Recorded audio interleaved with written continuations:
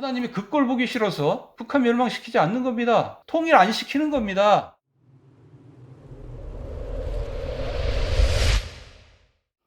나훔을 보면 북한과 남한교회의 미래에 대해서 알 수가 있습니다. 나훔 1장 1절을 보면 니느웨에 대한 중앙 경고라라는 말씀으로 시작합니다. 니느웨는 아수르의 수도입니다. 아수르는 북이스라엘을 멸망시킨 나라입니다. 북이스라엘은 하나님의 언약 백성이죠. 즉 교회입니다. 북쪽의 교회가 아수르에 의해서 멸망당했습니다. 그리고 1장 2절에 보면 이 아수르는 하나님을 대적한다고 나와 있습니다. 자, 하나님과 교회를 대적하면 그 나라는 또 그 왕은 짐승이라고 요한계시록 17장에서 말씀하고 있습니다. 다니엘서에서도 나옵니다. 그러면 과연 북한은 어떨까요? 북한은 교회와 하나님을 대적하고 있습니까? 그렇지 않고 있습니까? 북한이 아수르와 별 차이가 없다고 얘기할 수 있습니다. 이 짐승의 특징이 있습니다. 그게 3장 1절에 나오는데 피를 많이 흘립니다. 니느웨 성을 가리켜서 피의 성이요 라고 했습니다. 사람들을 많이 죽인다라는 얘기죠.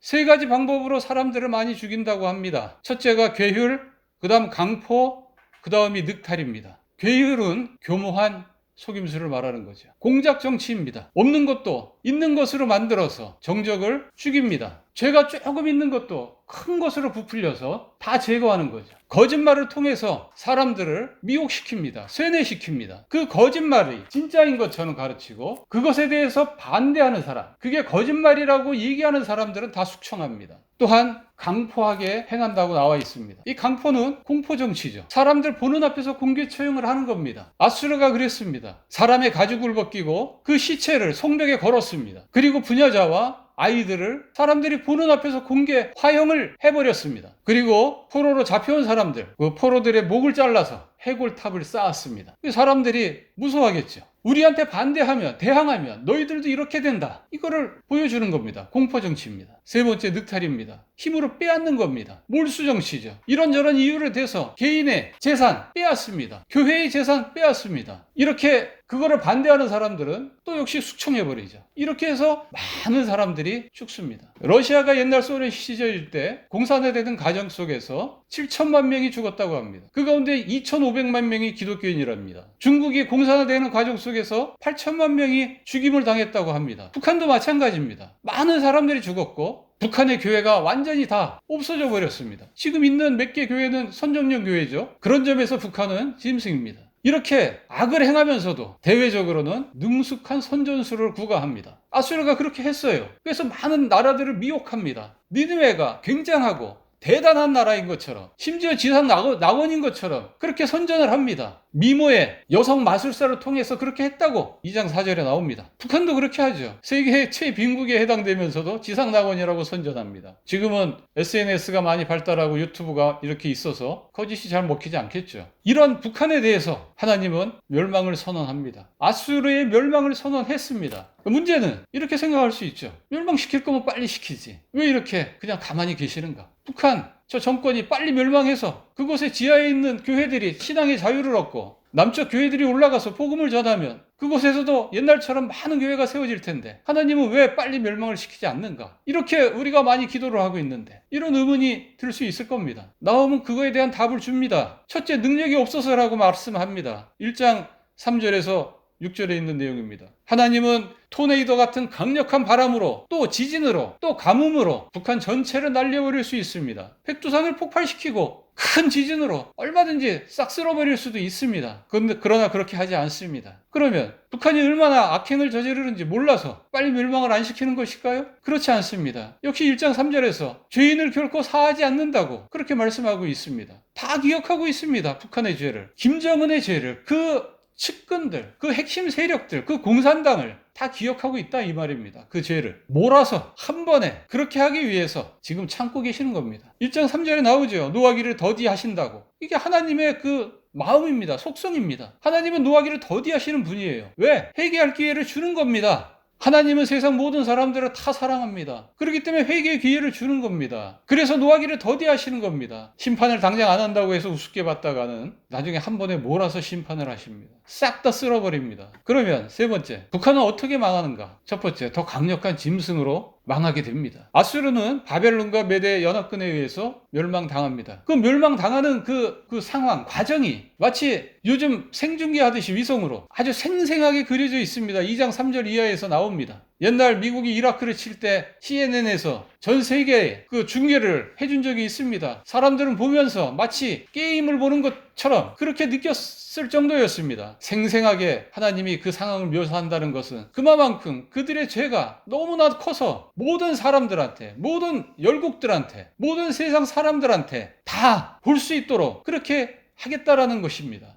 두 번째, 아수르는 나라를 지상에서 완전히 없애버립니다. 1장 9절과 14절입니다. 재기 불능입니다. 3장 19절입니다. 피난 쳐놓습니다. 3장 11절입니다. 주변국이 다 박수칠 정도로 3장 19절입니다. 그렇게 멸망을 시킵니다. 조선 민주주의 인민공화국이라는 그 이름 자체를 완전히 지워버립니다. 세상에서. 그렇게 멸망시켜버립니다. 그러면 네 번째, 북한교회와 남한교회는 어떤 영향을 끼치는가? 자, 북한이 멸망당하면 우리 남한교회, 북한교회한테 유익이겠죠. 일단 평화가 보장이 됩니다. 1장 15절. 거기 보면 화평이라고 번역이 되어 있는데 샬롬입니다. 미가서에서 얘기했던 샬롬입니다. 북한이 멸망하면 평화의 시대가 도래됩니다. 그리고 교회는 2장 2절에 나와 있듯이 영광을 회복하게 됩니다. 북한교회도 옛 영광을 회복하고 남한교회도 영광을 회복하게 됩니다. 지금 한국교회가 많이 비난을 받고 신뢰도를 많이 잃었는데 그 모든 것을 다 회복하게 됩니다. 그러나 전제 조건이 있어요. 그것이 뭐냐? 여호와를 의뢰할 때입니다. 그게 1장 7절에 나옵니다. 여호와를 의뢰할 때만 북한의 멸망이 남북한 교회에 이익이 됩니다. 도움이 됩니다. 영광 회복이 됩니다. 만약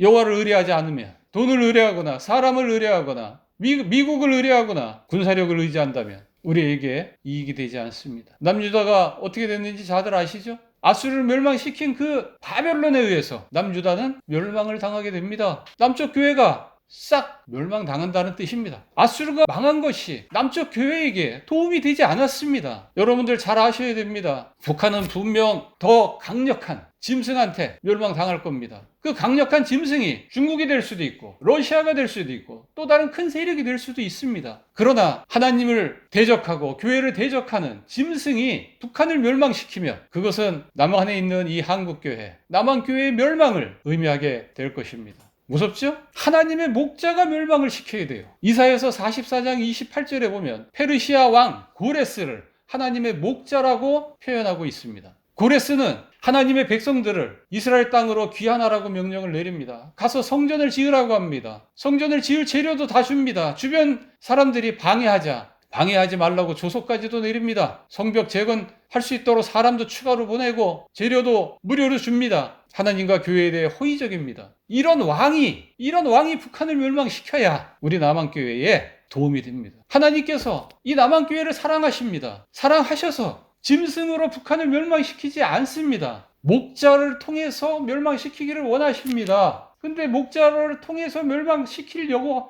하면, 즉 목자를 통해서 멸망시켜서 남한교회가 영광을 더 얻을 수 있게 하려고 하면 남한교회가 하나님 마음에 들어야 돼요. 남한교회가 하나님의 마음에 들어야 됩니다.